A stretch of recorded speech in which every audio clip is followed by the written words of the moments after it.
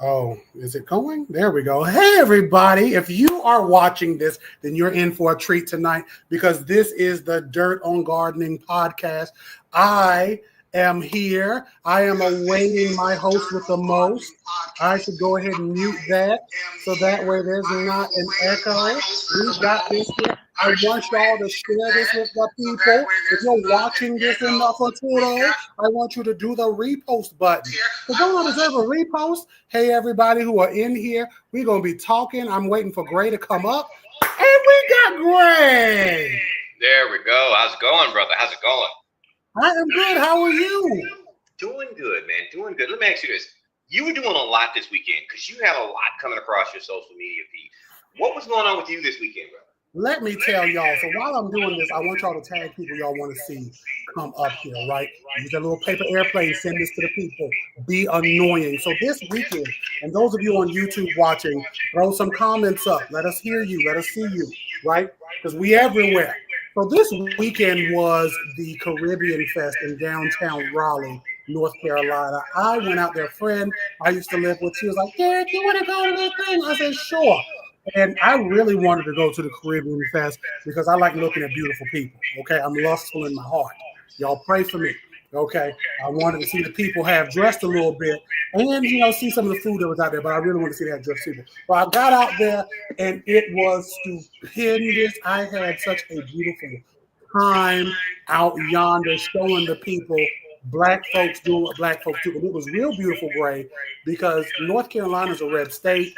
Large groups of Black folk anywhere in the United States is looked at in a rough spot. But we was able to be Black and proud and loud. Nice. The whole weekend. And it was beautiful. I wasn't out there the whole weekend, but it was beautiful. How about you? What you get into? Well, I just want to say first, that Caribbean Fest sounds fantastic. One of these days, maybe I might have to come out there and we go together, brother. Let me know. I will be right out there. But the weekend was fun for me. I'm pretty sure you saw the announcement. I have been accepted as honored to be the spokesman for Thrive Roots. I'm super excited. So I made that announcement on Friday. My father-in-law came in town because he was celebrating his birthday. And then, of course, he was celebrating my good news. And so we hung out the weekend and had a good time. And I'm going to tell you this. My father-in-law, it's funny. His nickname is Butch, right? And I'm his Sundance Kid because, whenever we're rolling together, we're rolling deep. We love to see it. But I'm going to tell you, we had a little fun. And we were drinking some adult beverages. And I'm going to just say, my 72-year-old father-in-law drank me under the table. Yeah. Oh, my goodness. He's a professional with it. He knows how to hold it, huh? Yes. My He God, knows how to today. hold it. But it was a good weekend, man. It was a good weekend. Well, congratulations for you. If any of you are commenting, I was about to say my comments stopped, but I see them now. I was like, why don't I see them? I'm waving at everybody now. We're waving at everybody. So we got Waleed up in here. Hey, Waleed. I just gave you a whole new name. We got Wade Lee up in here. How's it going? I thought you were saying we had Wale in here. I was like, Lord, I'm rooting for everybody that's Black too. I was about to say, we got Wale in here. Y'all tag Wale. We need all the rappers. Tag every rapper you can think of right now. Okay, so from Salt and Pepper. So y'all tag up to do this shit. That's so I love it. Hey, Ray. Yeah. So we are here today. And we're going to keep a light conversation. Y'all ask your questions away. We're going to talk about some secrets of trade, I believe, that we do. Some things that, we like to give away. I don't often like to give away my secrets for free. The fact that y'all get to be able to watch this is beautiful to me. So, again, those of you on social media, Instagram, or our YouTube, we are on like 3 or 4 YouTube channels. And both these Instagram pages, please ask us your questions. Because we got a botanist and a horticulturist. Because you're doing all of that. You have all that acreage out there. All that acreage. Well, the thing about it is I've never met a plant that I didn't want to grow. But I thought about something. On Saturdays, I do a little podcast in the morning, right? It's Mornings with Gray. And it's funny because I was talking about container soil this weekend. So I'm going to ask you the same question I asked on a podcast. What's the difference between dirt and soil? Because a lot of the online social media groups are always talking about dirt versus soil, dirt versus soil. Well, you're the botanist. What's the difference between dirt and soil? Even though the name of our show is The Dirt on Gardening. It really is the dirt on gardening. So look, here's the difference. For the people who want this answer, I'm going to give it to you. The difference between dirt and soil is dirt has no life in it, and soil is living. But I want you all to know, as a North Carolinian, okay, they are interchangeable to me. Now, I don't say that that's right. And somebody used to stop me. They be like, we don't have dirt, we have soil. And I'm like, yeah, whatever.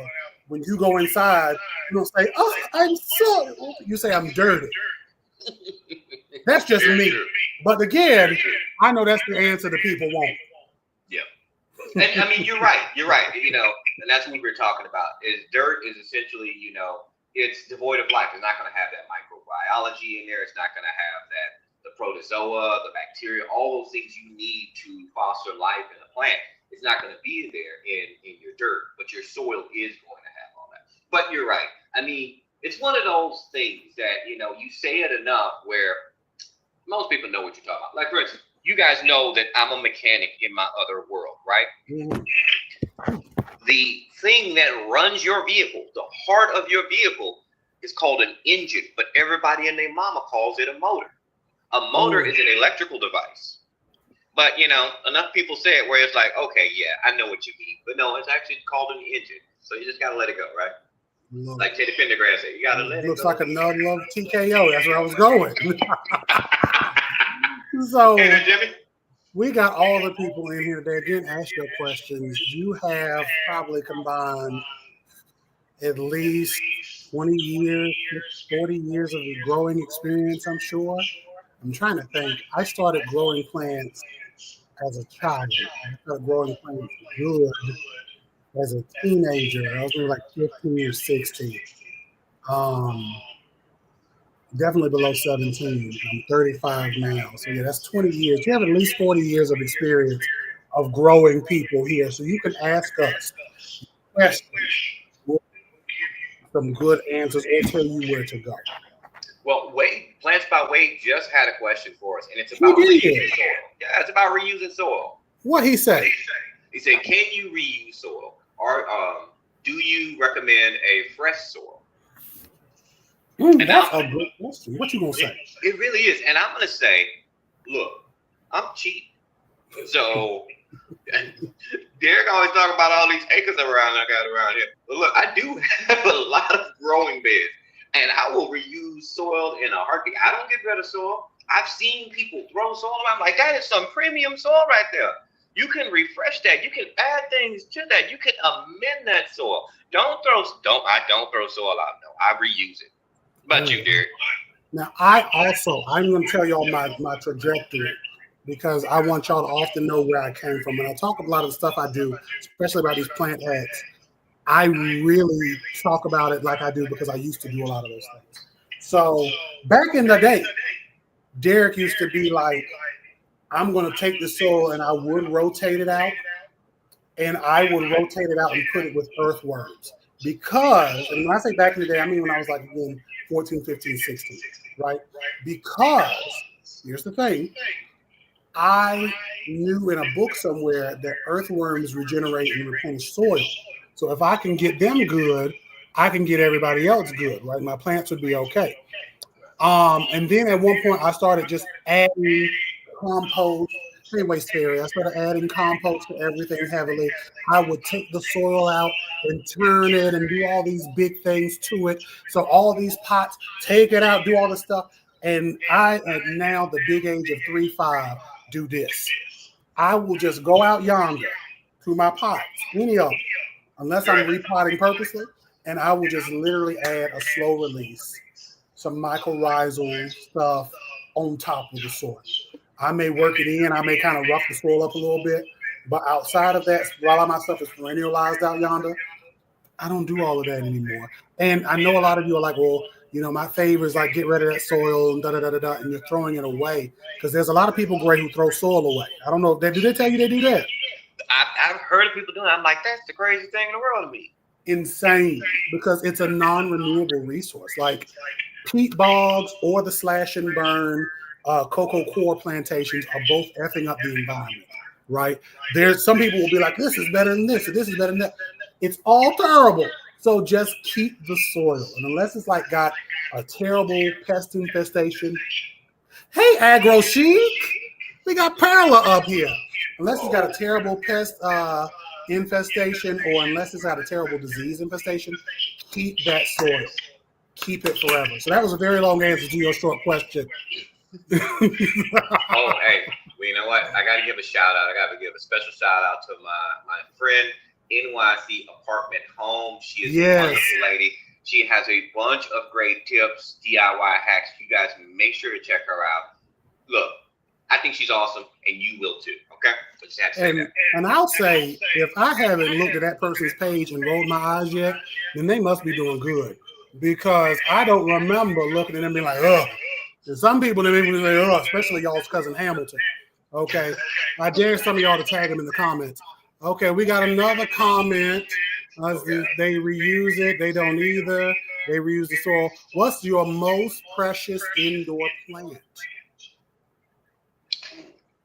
Your most precious. Which one do you, I guess, value the most or care for the most? Which one do you most, like if you had to save them in a house fire, who you going for first? Ooh, see that one? That's hard, brother. That's yeah, because I'm thinking of several. I got my Thai Constellation, my strawberry shake. I repotted it. It's actually growing now, because it was growing slowly before, but it's actually noticeably growing now. That I'm like, literally, it'd be like that Pee Wee Herman movie where he was running out with all the animals back and forth. It would be me with all these plants. But what about you, Gray? Well, first I want to say rest in peace, Pee Wee Herman. Man, was iconic as a legend. Paul Rubens, I tell you. Go ahead, though. Paul Rubens, yeah, Paul Rubens. That's a challenging one, because I don't know, dude. I mean, like, I really feel like I would be Big Top Pee Wee, or Pee Wee's Big Adventure, because I'd be running out with my moringa trees, and it would probably kill my back.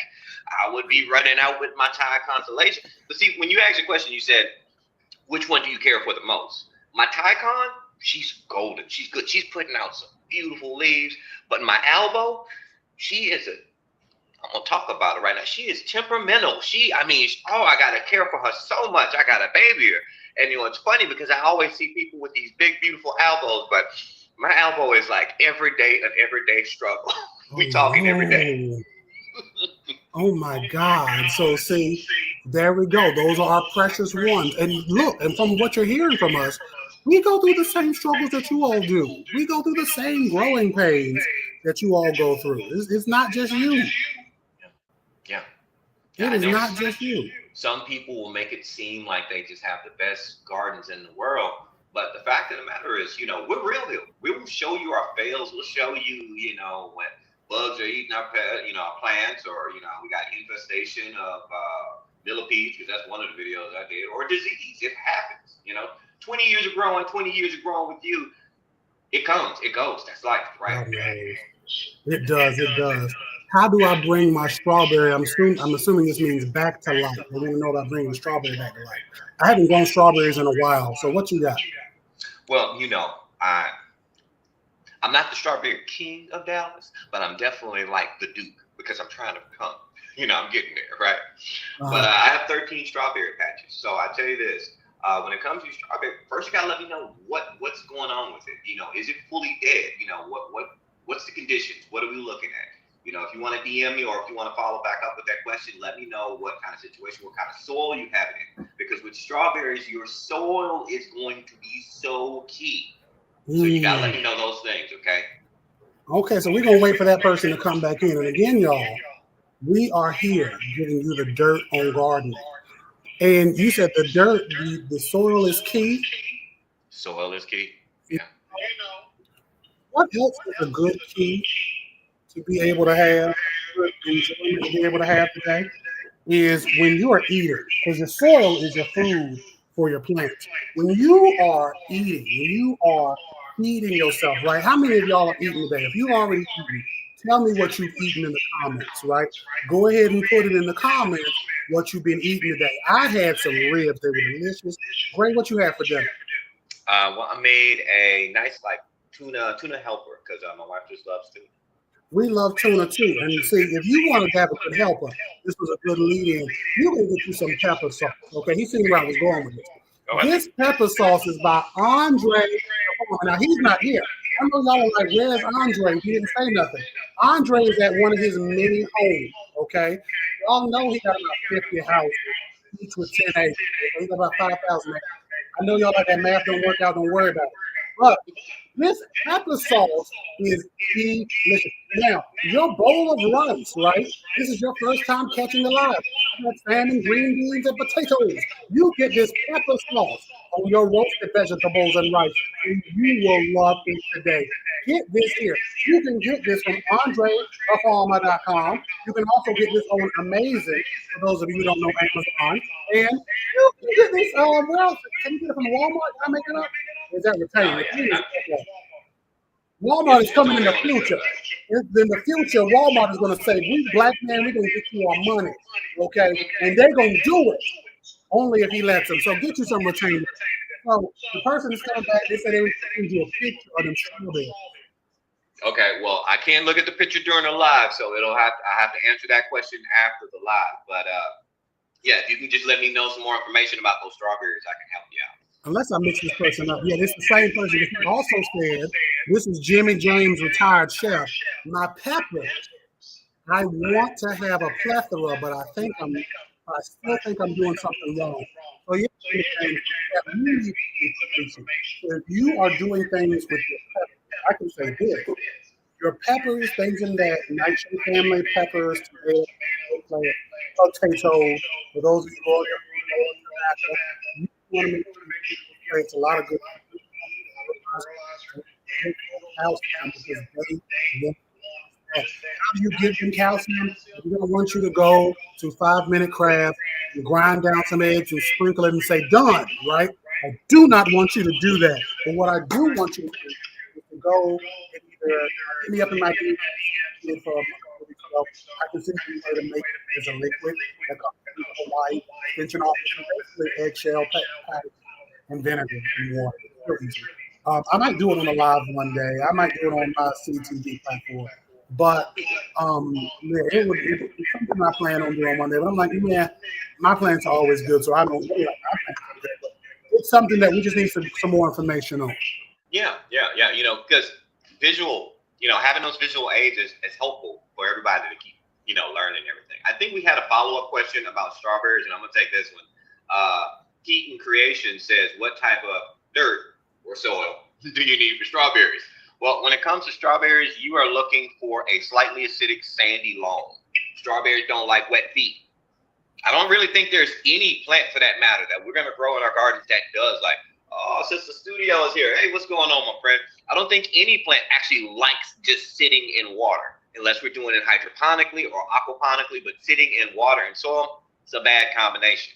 So with strawberries, you're going to make sure that it needs to drain properly, and it's going to be slightly acidic, around about 6.2. And now, if you have questions about how to get acidic soil and how to grow your strawberries, actually a couple of weeks ago, I did videos on that a while back. And if you DM me, I can send you my specific strawberry soil recipe. I have no problem with sharing it for free. For free! And see, this is a great lead into this other question from Sonia's Bug Spray. We're going to shout them out in probably another 10 minutes. They are asking about cocoa coir. Is it cocoa coir or southern? Is it good for every plant? By itself, no. With stuff, yes. Like you can take. It is my express belief, and this is something that I used to do on a lot of live, right? I don't mix soil on live anymore because people didn't tune in, and it's really a thing that I do tactile for me. I don't know about you, but for me, the tactile movement of just mixing soil, I play some music. Maybe I go up the ladder to the roof. Did you get some of the pepper sauce in your eyes? I must have got the pepper sauce in my eyes. My eyes are drying out. So when I was cooking them ribs, I had a lot of smoking. I'm not gonna lie to you, and I ended up smoking this house out. I tell you, because the way I know that my food is done is when the fire alarm goes off. So, so that's my time. We say beep, beep. I'm like, that's good. No salmonella in there. So when it comes to core, it's my experience, or any core you're using, it is my express belief that you can transfer into something that will plant you're growing, right? So you can get a big bag of garden soil, or the little bags of houseplant soil, or just straight up peat moss, or just straight up core, and turn those into stuff. This is where we talk about recycling soil, because I'm no breaker. We literally will take components, sometimes cheaper, and blend them up to make something that works for our plants and how we take care of it. Yeah. So, yeah. And I honestly make all of my own special soil blends for whatever. Like, look, okay, talk about soil. mm-hmm. I'm not joking with you. I was literally just mixing up some soil this weekend. This is right here. See, look at that. I mean, I'm constantly always blending and making my own. So when it comes to, I think the original question was about the cocoa core. Like, yeah, cocoa core is good, and it's a lot of your seed starting mixes. That's going to be a major component in it. The reason behind it, yeah, because your cocoa core, along with like maybe some vermiculite, depending on the brand, or a little bit of perlite, they add that in there because it's inert and it's not going to have all that fungus in it. Because with your seeds, when you're initially starting, they got to stay constantly wet. What you got there? This is soil that I mix up myself. This is recycled soil. I add stuff to, and I give it away when I go and talk. There you go. Nice. So, yeah, but I mean, so to use cocoa core by itself, I wouldn't recommend it because it retains a lot of moisture. And outside of germination, your plants are not going to want to stay that consistently moist all the time. So yeah, definitely amend it and add it and make it to the soil you need it for whatever those conditions are, We love that. And speaking of conditions, we're going to talk about conditioning our soil with fish emulsions. I know you've used them before. We talked about that before, right? I don't think we've talked about it. I've done it before, but I don't think we've actually had a conversation about it. What you got? You know what? Maybe you made a comment, a content, or a video on it. So Jimmy James, he is ready to grow. And if you're ready to grow, y'all make sure y'all are commenting and asking your questions. He is asking, is fish fertilizers, is it good to use them, the fish emulsion? For his peppers, is it good to use them? He needs to find out if that the peppers still he needs to find out if he still has jalapeno.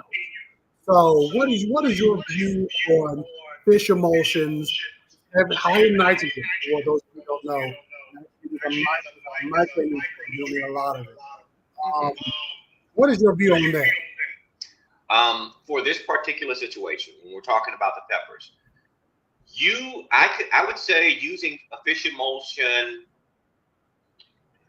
throughout the growing period. So I'm going to say using some at the beginning is good because you're going to need that initial nitrogen. And then during flowering, fruiting stage, then I would come back and maybe hit a couple of weeks with some fish emulsion. But of course, once we go into that dormant stage, once it starts going to sleep for the winter or whatever you're going to do for the winter, cut back on it. Because you don't want to overdo it with your nitrogen. Because most of your nightshade family, they are not going to want way too much nitrogen. So we're talking about all those plants you listed before, right? Your tomatoes, peppers, potatoes, and so forth. Because you start getting too much nitrogen in that equation, you're going to get a lot of leaves, you're going to get a lot of foliage, but you're not going to get as much flowering and fruit going on. Plus, you're going to be sending the dinner bell to all your caterpillars because you got all that foliage, all that excess nitrogen is going to bring your pests into the equation. So you don't want to overdo it with the nitrogen. Now, one good thing, and now I don't want to get too scientific on you, but I know you know this, Derek. Nitrogen leaches away from the soil. It's very mobile in the soil. So after a heavy rain, you can lose a lot of nitrogen. So you'll have to figure out what frequency works for you and how you're growing it, but you will have to supplement some nitrogen. What's your thoughts, Eric? I see the wheels are turning over there. What you got? I like all that you said, and this really, the only thing I'll say is if you're doing a lot of, this is with any fertilizer, when you are doing these fertilizers, just be mindful that because especially nitrogen is so mobile, meaning that you can put it in your soil if you go to your plants, and if you did too much, you had an oh no moment, an expletive flies out of your mouth, it's like a beep, right? You can rinse it out. It's not like silicone or other things that are just harder to rinse out. But that rinsate, that bleached water, it has all that nitrogen and dangerous to the environment. So just be careful. But I would also say it depends on what you're using as fertilizer. So with this, and Jimmy's also asking, like, I should put them in the ground. Jimmy, it'll be best if you're hitting up Gray about those pictures. Or if any of you are like, hey, when do I put my peppers? When do I start fall gardening? Please tell us where you are in the world. Because Gray is in Texas. I'm in North Carolina.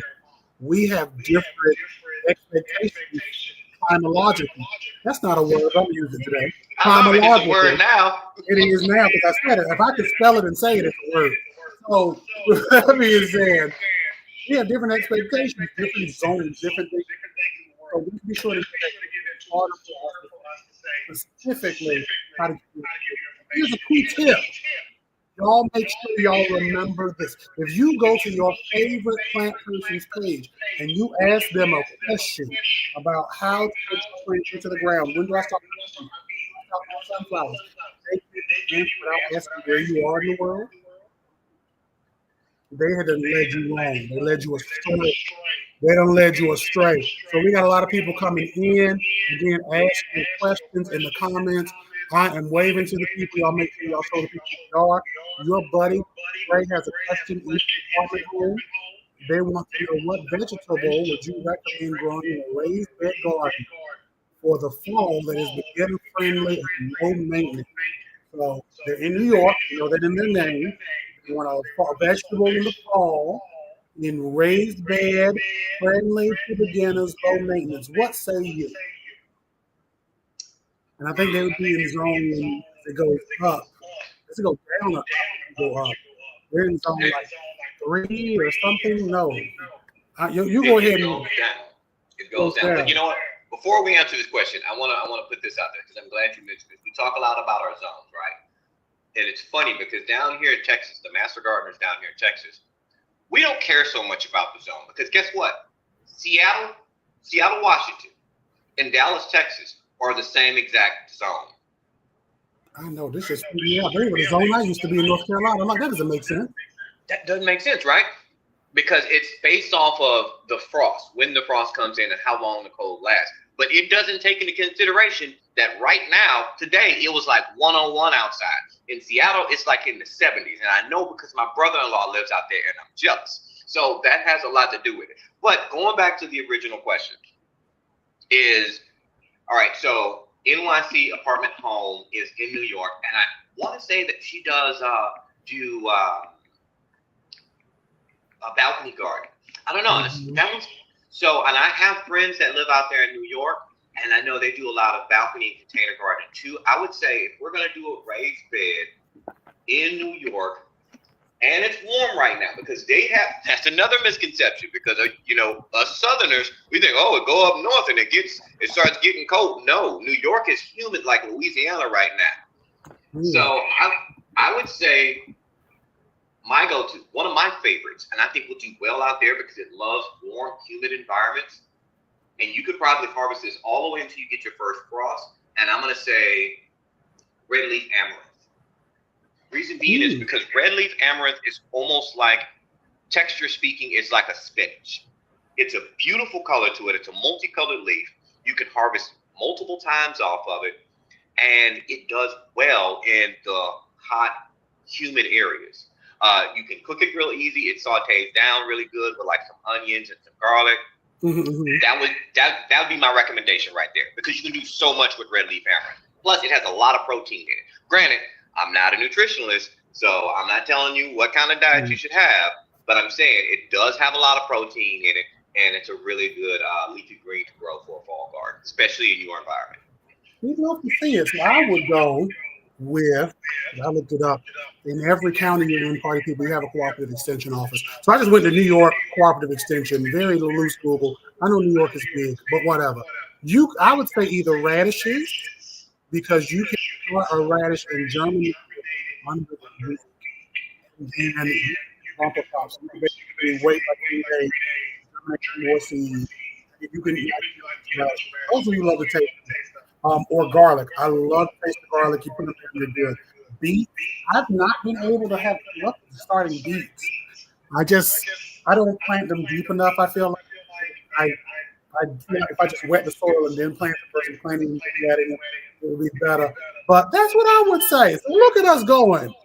Let's see. We're talking about, so we talk more about this. This is a good question, and this is going to be very, giving us very good mental container, mindset is here from Sister Studio. Oh, that's great now. That's your friend. They asked us a very cerebral question. Is nutrient loss more or less if plants are in containers versus in ground?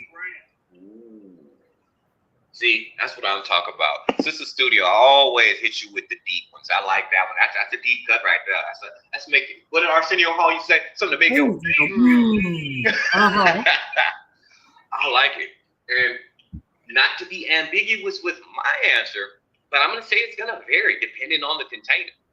I mean, if we're talking about plastic containers, or terracotta, or if we're talking about buckets, we're talking about grow bags.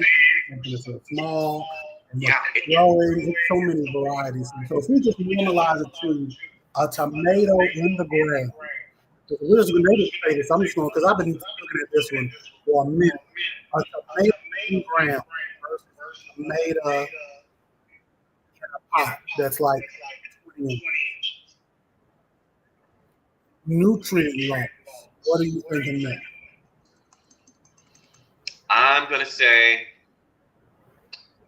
you're probably going to get, well, we have to break down the nutrients, okay? So we're probably going to get more leaching from our nitrogen because we're going to have to water more for that tomato that's going to be in that container, right? Because it's a smaller surface area and your soil is going to dry out quicker because of that smaller surface area. So you're going to lose a lot more nitrogen.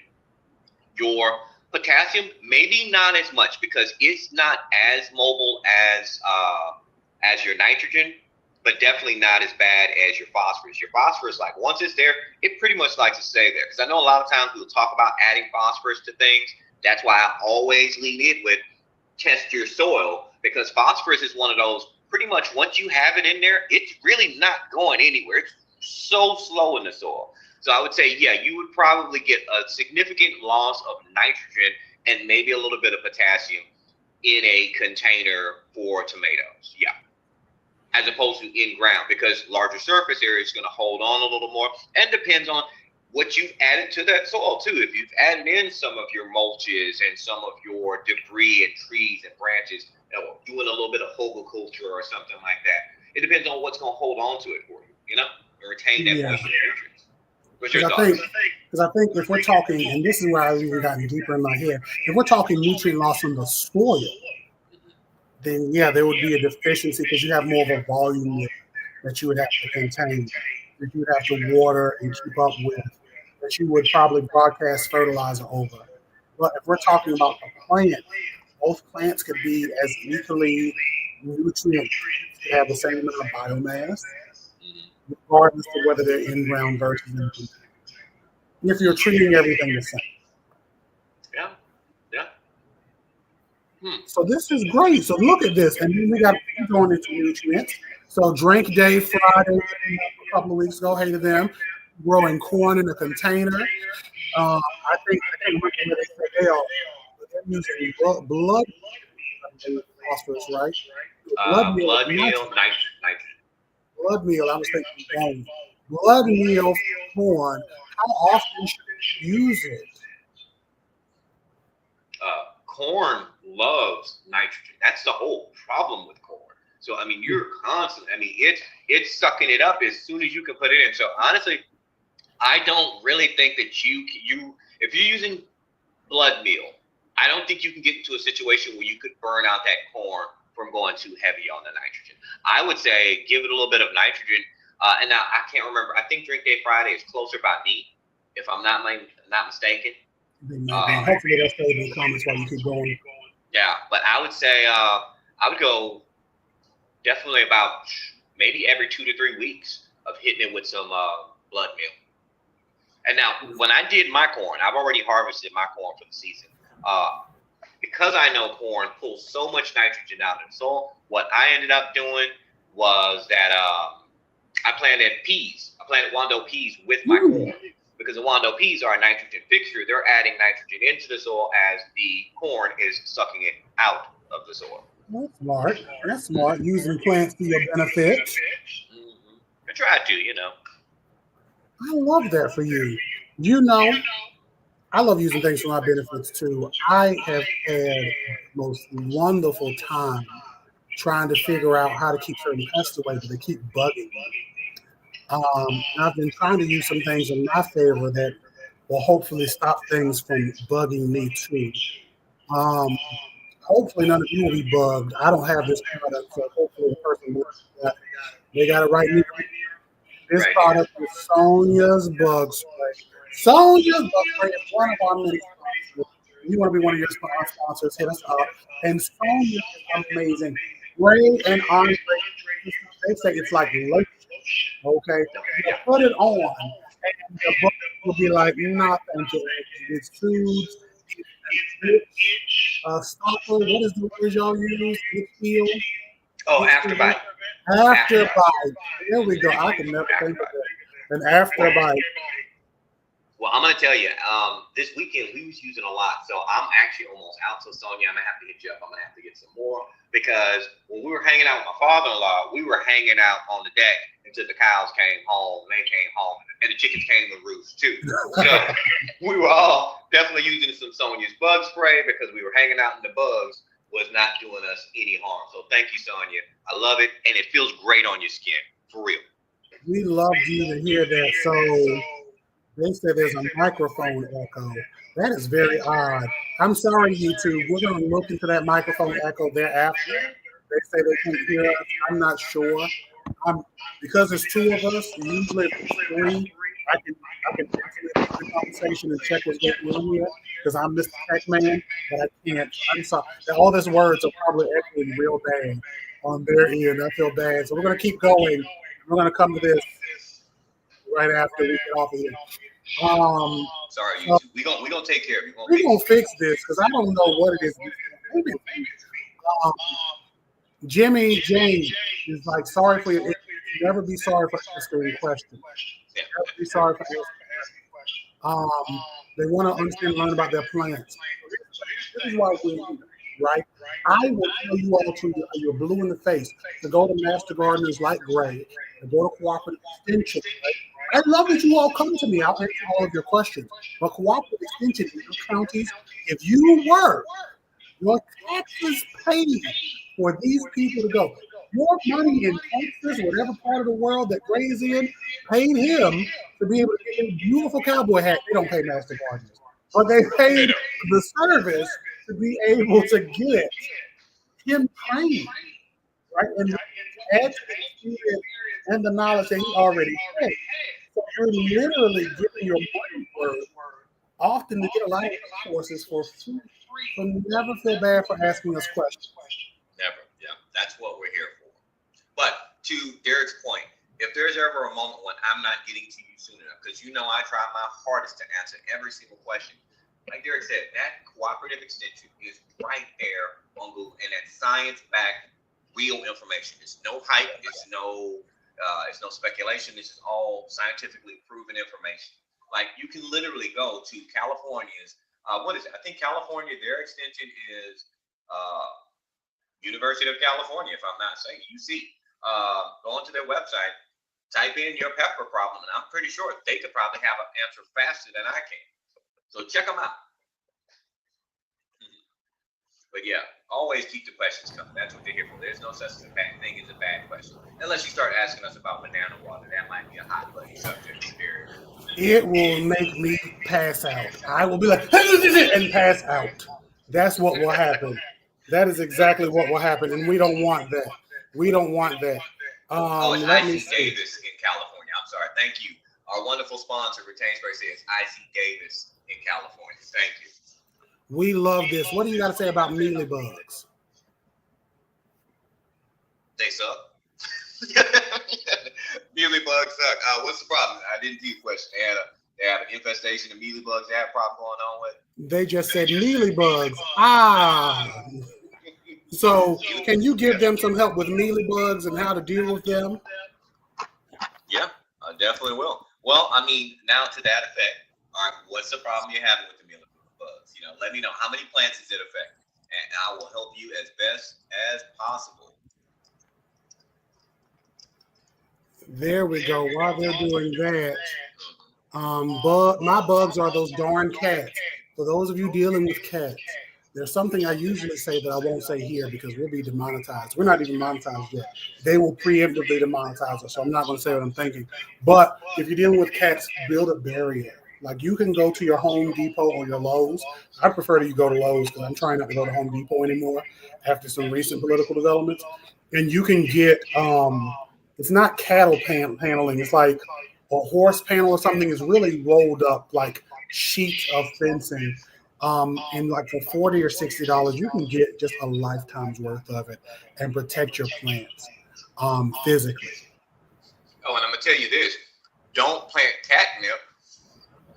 But a buddy of mine, you know, he was so excited. He wanted to just plant everything. He was one of those just excited gardeners, and I loved his enthusiasm. Well, one year he planted some catnip, and the cats loved his house. He was wondering why the cats were all laying around his garden, all strung out. Don't. If you go plant some catnip, put it in containers because it might might invite them over. But I love cats, so you know, I love all animals, really. I love that you do. So we got the cats that are coming in, the cats in the cradle and the silver spoon. Those of you who are like, where to go again? It's operative experience. So let's see here. Just received an invitation to the 2026 class for Orange County. We love that. Congratulations, Vicious. Nice. Here, you was told coffee ground. There are some smells, fields, and coffee grounds. There's a lot of things that are supposed to keep animals away, right? So when it comes to coffee grounds and orange peels and garlic powder and black pepper, some of it is if it's an irritant where they smell it and they get irritated. Black pepper, cayenne pepper, hot pepper flakes, like those things will keep them away. Soaps and urine, your urine, coyote urine, all this other stuff. Give it a shot. There's some science to some of it, but if it rains, then it washes away. You got to kind of reapply it. So a physical barrier is often what I would say. Yeah, and as it decomposes too, because I mean those coffee grounds, we're talking about spent coffee grounds, in 2 to 3 months, it will have broken down and decomposed, and that's when you actually start getting some benefit of putting coffee grounds in your garden once it actually decomposes. But yeah, so when using some of these methods, you definitely have to, like Derek, I'm gonna agree. Look, see, I'm co-signing on. I'm saying, yeah, you definitely need to go with some kind of mechanical barrier. That'd be your best approach. And now we never got a follow-up on the mealybug question, but I can't leave it out there in the ether. My recommendation is that if you're having a problem with mealybugs, the best thing you can possibly do is go through and hand remove them. You know, get you some alcohol spray and kind of wipe down all the surfaces of your leaves to kind of, you know, hand pick and get those mealybugs out of there. A better approach might even be like a neem oil because you want to affect their gastrointestinal system and kind of get them out. But when you're using your horticultural oils, and I always say this, make sure that you're doing it either in the early hours of the morning or you're doing it in the late hours of the afternoon because you don't want to do it in the heat of the sun because this is an oil and it could potentially bake your foliage. But when you're applying it, make sure you're hitting it on both the top and the bottom and the stems. Get everywhere you possibly can that those mealybugs might be hiding because they like hiding in those things. Exactamundo. And coming back to the cats, we were talking about that. A person on YouTube had said, "Can't cats keep squirrels away?" They will. A cat, an animal will scare your squirrels away. I cannot stand squirrels. And our next podcast, we'll hopefully talk about like the pest that we've dealt with. Because there's a story about a neighborhood of squirrels that will never forget my name. But cats can also F up an environment. You don't want that to happen. can take out all sorts of wildlife. So don't, if you're your cat outside to scare things, that's one thing. Don't let them go and run ramshot elsewhere. Yeah. I mean, because I know some people like to allow their cats to kind of roam free during the day. I mean, my cats, they live indoors. But if you're going to do that, make sure you do the right thing, get them spayed or neutered, because feral cats, I mean, they can neutralize your whole entire bird population in a neighborhood in like over a couple of months. So make sure that you are doing the right thing and make sure you get them spayed and neutered, so you're not killing all of your avian population. Because they're the best thing for pets. Okay, Bob Barker, get them spayed and neutered. You might as well have a little long mic. Look, everybody loves my mic on the stick. Let me get the mic on the stick. And make sure you get them spayed and neutered. Come on down. I love that. And so again, those of you who are asking the questions, we end this at 9. Okay, so go ahead and get your fingers typing, right? Get your fingers typing. One person said Andre has suggested fake snakes to repel squirrels or worse in your yard. You can definitely do fake pests, like to keep out your meat every so often. It's better than real snakes from people. I mean, give it a shot. Give it a shot. So while we're talking about pests and we're talking about ways of being able to maintain our garden, what's some way we can maintain our tools in the garden? Do you ever have to maintain or retain your tools? You know what? I do. I love this lead in. I do. And when it comes to maintaining tools, what do you suggest we use? I say we use Retain.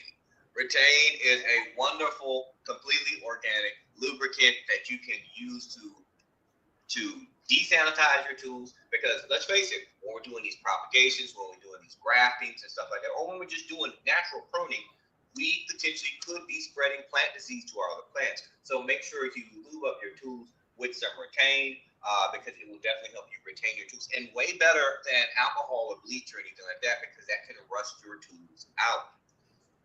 We love it. We don't want our tools to be rusted out. We want our tools to be good. So retain them for longer and get you some Retain today. Apparently, I want you all to know that they are having a giveaway on the 21st. They're going to be giving away that pruner cleaner on Melody's birthday. So give happy birthday to her. You can get it from Walmart.com. You can get it. Again, I would prefer you to go to Home Depot. But if you go to the Amazon, RetainsPlay.com, or Walmart.com, you can get you some Retain today. We had a question on YouTube that I skipped over. And Miss Cheryl said, you ain't fitting to ignore me. She said, you ain't fitting to ignore me. And I already can hear y'all, and y'all ain't fitting to ignore me. He had a bad infestation on the corn stalk. Looks like stink bugs and ants. Do I know, or we know, it can be different next year? Yes, and Miss Cheryl is my friend. So I'm gonna make sure, and I know we got to echo, but I'm gonna try to say this as best as possible. Companion planting. Honestly, that's one of the best things that I can recommend, because I've had Japanese beetles all over my garden this year. But guess what? Because I did so much companion planting, they only ate like 2 plants, but that's okay. The one plant that they ate was my nasturtiums.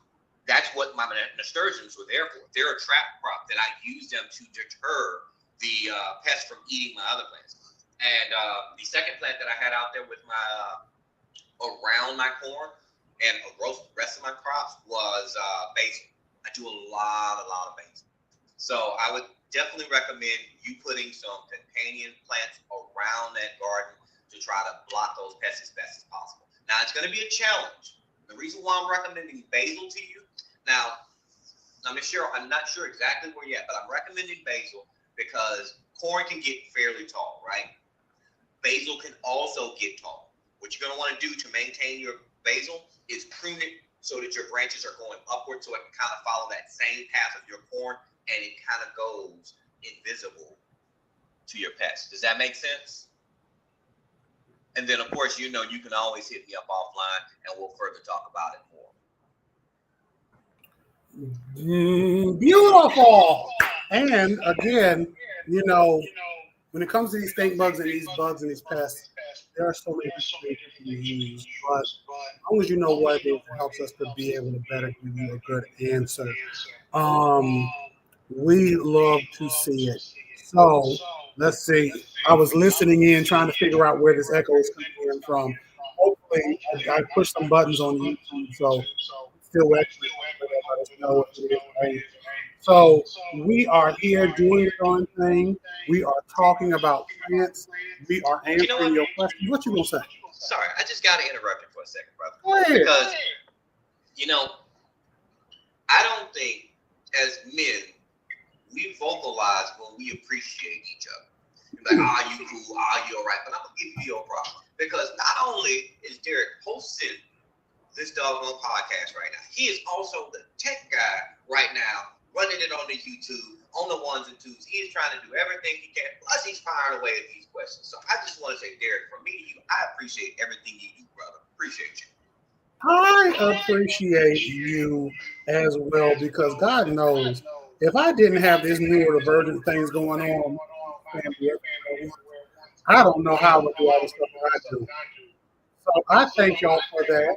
And today, I challenge each of you, any of you, Fertile Ground, if you're still here, Fertile Ground NC, I need you to hit me up after this. If you're still here. Fertile Ground NC, I challenge any of you, every one of you, to give up to a man in your life, right? Give them their flowers while they are here sniffing. Don't wait till I can't smell mine. I won't do it. I can't smell them when I'm in the cave. Give them to me when I'm here to sniff them. Okay, I want to be able to like that. So this is great. This is great. So we got a hot 8 minutes. We've been answering the questions. We're going to talk about corn. We're going to talk about state bugs. We're going to talk about growing all sorts of plants, patio garden, component gardening. And then we got all different places that we are in. I'm in North Carolina. He is in Dallas, Texas. I forgot what state it is. Chocolate only when I come in is the reverb. So it is me. It is me. That's good as hell. I appreciate the appreciation of being appreciating each other openly. We are here for the I appreciate your appreciation of our appreciation of each other. Okay, I'm here for it. And so with that, we answer your questions. She tweeted here, she agrees, talking about plant stuff. I do want to say, you said we're going to leave while it's still early there. Jimmy James is upset that we're going to be leaving because even though it's 9 o'clock here, it's 8 o'clock where you are. It's 8 o'clock. I think in California, it's probably like 6 o'clock. No, where you are. Oh, yeah, it's about to be 8 o'clock. It's 8 o'clock here. It's dark outside of both of our places. He thinks we're going to be up all night sitting here, chit-chatting, cheer-whacking. We got to go to bed. I got to go to work this morning. If all of you came together and gave me just $3, if all of my followers gave $1, I'd be good for a year. I'd be okay. But it is what it is. We ain't gonna talk about that. So we are here. Do you talk about growing with only rainwater? What are you gonna say? No, well, let's go ahead and ask Giovanni Luca's question because they came to us all the way from Australia, so we have to answer their question. Right? So we have to, and they were saying, now what are they asking about? Do you talk about only growing with rainwater? Do you use rainwater? Because I can't collect any. So do you use rainwater? Yeah, I collect a lot of it. I collect about 110 gallons in two 55-gallon drums that I have, and I use it as much as I can because here in Texas, I mean, let's face it, in Dallas, we're at a constant state of drought with just like random rain events.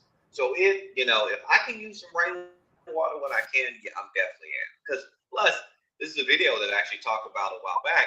Your rainwater is actually going to be naturally acidic. You're looking at a natural pH of about 6.2 to 6.5 on your rainwater. Mm-hmm. So it's actually better for plants depending on how you collect it. Now, because a lot of people had questions about that video, and they was like, what if you're, collecting it on a tin roof, or what if you're collecting it on an aggregate roof, this, that. There's always going to be differing variables. And I can't be at everyone's house to tell them how to set up yours off of your roof. But mine works for me. And I've been using it for about 5 years with no qualms, no problems. Most of my outdoor plants are getting rainwater when I can. Some of my temperamental indoor plants will get rainwater. Like Peace Lily. Peace Lily only gets rainwater. She wants distilled water, but I told her I'm not buying the special water, so I give her rainwater instead. Now, if I could collect rainwater, I would. I really, really would, but I cannot because I'm in an apartment. I live on the second floor, so I don't. But whenever I get a house, I plan on having like a storage tank of like 300 or 400 gallons, if not 1,000, so that way I can store a lot of rainwater and be able to recycle it and use it. Like I have big plans. I just need big money with it, and God's gonna do it for me. So let's see. We're It's gonna coming, wrap up brother. this. I believe it. We're gonna wrap up these questions. We did all of our sponsors. Any tips on pruning cotton plants? I've never grown cotton. Have you grown cotton? No, I actually haven't. That would be one. Look, that's one you hit us up on the DM. Okay, let's DM.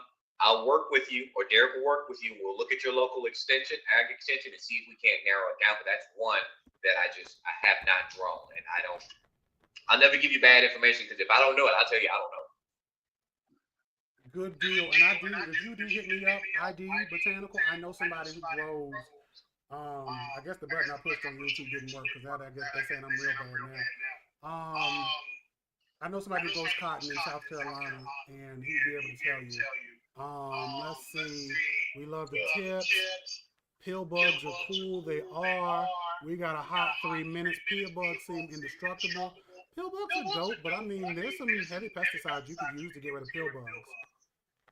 I just typically say I'm getting rid of wasps outside right now, and I know what I could use to like kill them, but I'm just trying to like scare them off because they're pollinators. I don't want to piss. I just want to get them away from my patio. But you know, it is what it is. Let's see. Levi's were originally made out of hemp, not cotton. I believe I remember learning that in school. We are in the desert, so we only rely on water catchment for our farm. We love to see it. Jimmy James is in the desert, Palmdale, California, Antelope Valleys. Oh, the desert, right? Oh, my friend Corinne doesn't want to. What's going on? She is my friend, and I say that because her name is the same name as my daughter's name. So anytime I see her name, I instantly like, what you need? I got you.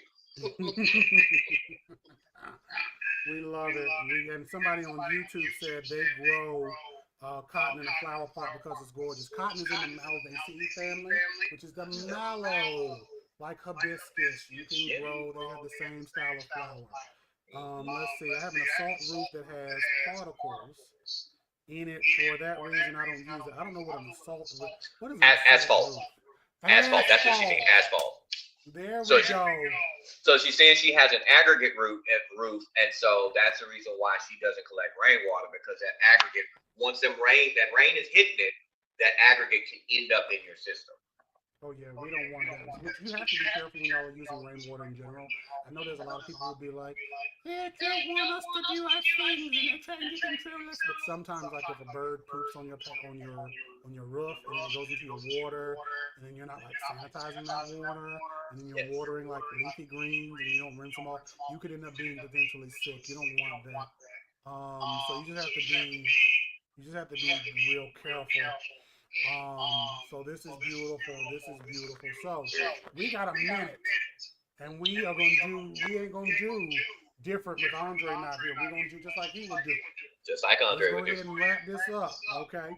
Because he would be here, he'd be keeping us time. I wouldn't be as talkative, because I try to distract him, but he don't let it happen. You know, so, he on it every single time. He is on it. One day I'm gonna get him. He'd be like, "Let's enough of that." I'd be like, "Uh-huh. I almost got you this time. So, Gray, yes, sir. What you got to tell to the people until we see them again next week? Hey, keep those questions coming, because believe it or not, the more you ask us questions, the better it makes us, because it keeps those neurons firing. So keep those questions coming, because we love them. That's great. And for me, I want to say the same. We love to hear your questions. We love to hear your experiences, right? There's some things that are anecdotal, right? But there's some things that help us to learn from different things. It's amazing I say anecdotal, in the comment below. I'm not gonna read it, but you see that comment about the opossum? Mm-hmm. Uh-huh.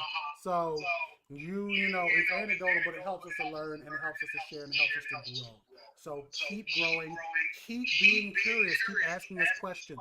We're not being curious to be contrary, but we're using science to grow. And for those of you on YouTube, if you are still here, I want you to tell me if you're still here in Echo.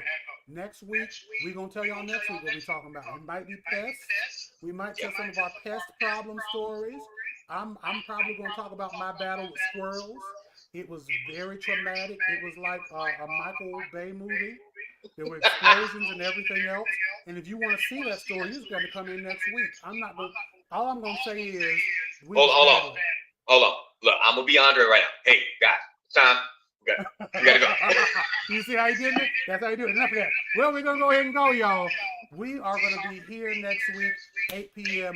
Tune in then and watch the replay. Gray, until next week. Till next week, brother. Okay, Gray, we're still here.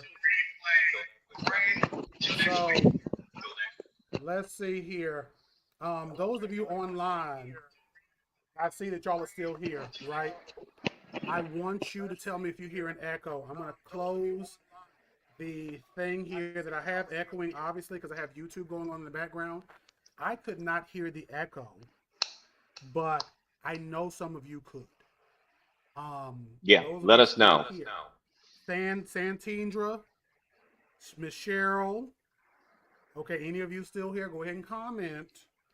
Let us know whether you still hear this echo or not. We really want to get to the root of this problem. We got to uproot this. No echo right now. So did the echoes, because I know my mic went down. I made some changes in my settings. So it looks like, and I could actually see at one point, I feel like the echo was catching my headphones. So let me do this here. I'm going to tag Urban. You want interested in front yard edible plants? Ask us next week. But Gray grows a lot of edibles. You foodscape. You grow a lot of edibles in your front yard, right? Oh yeah, that's primarily what I grow out there. I mean, I try to move a lot of the ornamental stuff out of the way so that I can put more fruit-bearing trees. So yeah, definitely hit us up next week for sure, and we'll take care of you. Beautiful. But do you still have an hear an echo? Well, they said my sound is bad. That's what they say. I say, okay, I'm not sensitive. But but what I'll do is I have a better microphone. I'll connect that next week. They say there's a slight echo on him now. But on me? Yeah, they say it's on you now. It's apparently glitter. It's just jumping from person to person. We'll figure this out. But that's it. We're going to go ahead and end this. Thank y'all for y'all time today. Y'all tune in next week, 8 p.m. Eastern Standard Time. And boom, there we go.